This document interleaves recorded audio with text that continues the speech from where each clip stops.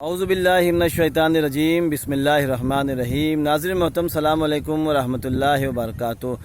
پھر سے آپ کا خیر مقدم ہے ایک بار ہمارے اسلامی باتیں چینل میں، اور میں ہوں آپ کا میزبان سید اصغر علی نقوی۔ امام کے قیام کے حوالے سے گفتگو چل رہی ہے، اور امام کا مقصد کیا تھا مدینے سے چلنے کا اور کربلا میں آنے کا۔ تو جیسا کہ اس کے پہلے کی کلپ میں آپ کی خدمت میں عرض کیا گیا کہ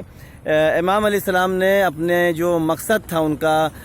کربلا آنے کا، جو امام علیہ السلام کا جو مقصد تھا اس کو انہوں نے ایک تحریری شکل میں بیان کیا ہے، اور یہ بیان کیا کہ میں جو یہاں سے جا رہا ہوں اس کا مقصد یہ ہے کہ امت کی اصلاح کی جائے، اور میں لوگوں کو برائیوں سے روکنا چاہتا ہوں، میں لوگوں کو امر بالمعروف کرنا چاہتا ہوں۔ اور اس کے بعد امام علیہ السلام نے فرمایا کہ اسیرو بسیرت جدی و ابی، اور میں اپنے جد کی سیرت پر اور اپنے بابا کی سیرت پر عمل کرنا چاہتا ہوں۔ یعنی اس جملے کے ذریعے سے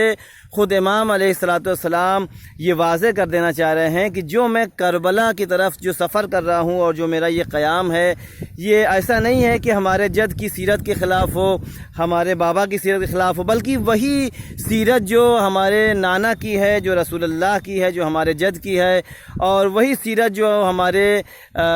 بابا کی ہے، وہی ہماری بھی سیرت ہے۔ ہماری سیرت میں اور ان کی سیرت میں کوئی اختلاف نہیں ہے، کوئی فرق نہیں ہے۔ لہذا جس مقصد کے لیے وہ کام کر رہے تھے اسی مقصد کے لیے میں بھی کام کر رہا ہوں، اور یہ مدینے سے جو میں جا رہا ہوں تو اسی لیے تاکہ ان کی سیرت پر عمل کیا جائے۔ اب یہاں پر بہت سی گفتگو ہو سکتی ہے کہ خود سیرت پیغمبر اسلام کیا ہے، سیرت مولا کائنات کیا ہے، اور ایک بات تو بہرحال واضح ہو جاتی ہے امام کے اس قول سے کہ امام نے فرمایا کہ میں اپنے جد کی سیرت پر عمل کرنے جا رہا ہوں اور اپنے بابا کی سیرت پر عمل کرنے جا رہا ہوں، تو اس سے ایک بات تو بہرحال واضح ہو جاتی ہے کہ جو رسول اللہ کی سیرت ہے وہی مولا کائنات کی سیرت ہے، اور جو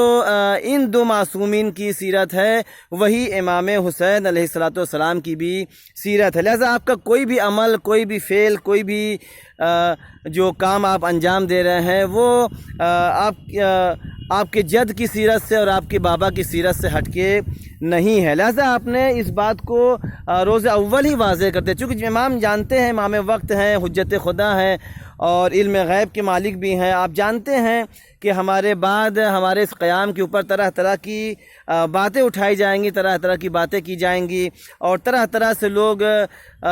کے لوگ پیدا ہو جائیں گے کہ جو ہمارے اس قیام کے اوپر انگلی اٹھائیں گے۔ لہذا امام علیہ السلام نے واضح طور سے ہر چیز کو بیان کر دیا تاکہ حق اور باطل پوری طریقے سے آشکار ہو جائے، واضح ہو جائے، اور آنے والی نسلوں کے ذہنوں میں، دل و دماغ میں کوئی شک اور شبہ نہ رہ جائے کہ حق کدھر تھا اور باطل کدھر تھا، کون حق کا ساتھ دے رہا تھا، کون باطل کا ساتھ دے رہا تھا، کون حق اور حقانیت کے راستے پر چل رہا تھا اور کون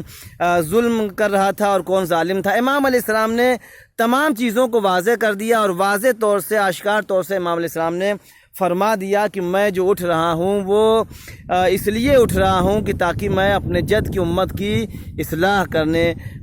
کر سکوں۔ اور ظاہر ہے کہ امام علیہ السلام کا یہ جملہ بتا رہا ہے کہ امت میں بہت بڑا بگاڑ پیدا ہو گیا ہے۔ دیکھیے، آپ کے ہاں گھر میں بہت سی چیزیں ہوتی ہیں، مثلا الیکٹرانک چیزیں بہت سی ہیں، فریج ہے، کولر ہے، واشنگ مشین ہے، بہت چیزیں ہیں،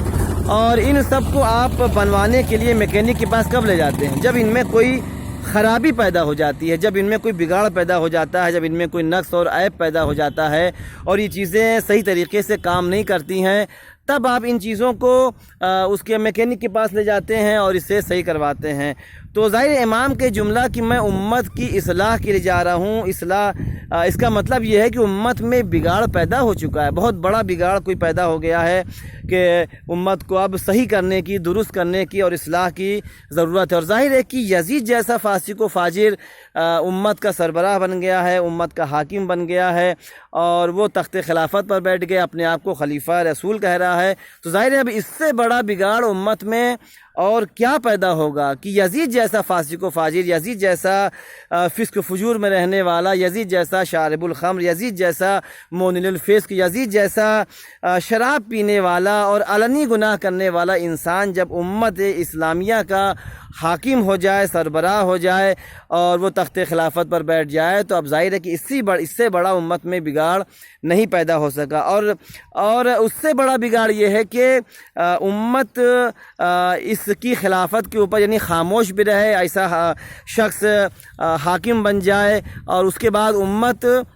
اس بات کے اوپر خاموش بھی رہے، تو ظاہر ہے کہ اب امام علیہ السلام کو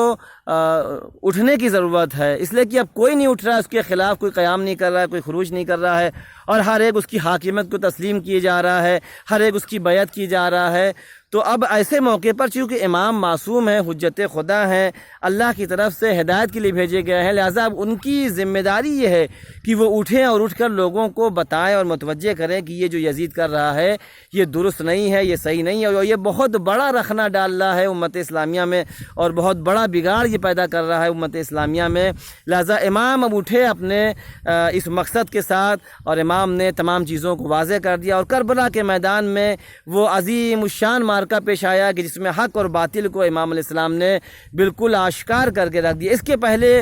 بہت سے باطل تھے، ظالمین تھے، لیکن وہ اسلام کی نقاب میں چھپے ہوئے تھے، لیکن کربلا کا ایسا مارکا ہے، کربلا کی ایسی جنگ ہے کہ جس میں امام حسین علیہ السلام نے حق اور باطل کو پورے طریقے سے آشکار اور واضح کر دیا، تاکہ کوئی یہ نہ کہے کہ ہم سمجھ نہ سکے کہ حق کدھر تھا، باطل کدھر تھا۔ تمام چیزوں کو امام علیہ السلام نے واضح کر کے ایک ایک چیزوں کو بیان کر دیا، اور رہتی دنیا تک لوگوں کو یہ درس دے دیا کہ کبھی ظالموں کا تمہیں ساتھ نہیں دینا ہے، ان کی حمایت نہیں کرنی ہے، باطل کا کبھی ساتھ نہیں دینا ہے، اور اگر ایسا وقت آ جائے تو اپنی جان دے دینا، تمام چیزوں کو قربان کر دینا، لیکن کبھی بھی باطل کا تم ساتھ نہ دینا۔ یہ ہمارے لیے بہت بڑا درس ہے، اور یہ جو کربلا ہے واقعاً ہمارے لیے ایک درس گاہ ہے، اور ہمیں درس لینے کی ضرورت ہے۔ آج کے لیے اتنا ہی، پھر انشاءاللہ آپ کی خدمت میں اسی بات کو آگے بڑھاتے ہوئے کچھ اور مزید باتیں آپ کی خدمت میں عرض کی جائیں گی۔ تب تک اپنا خیال رکھیے اور مجھے اجازت دیجیے۔ خدا حافظ و ناصر۔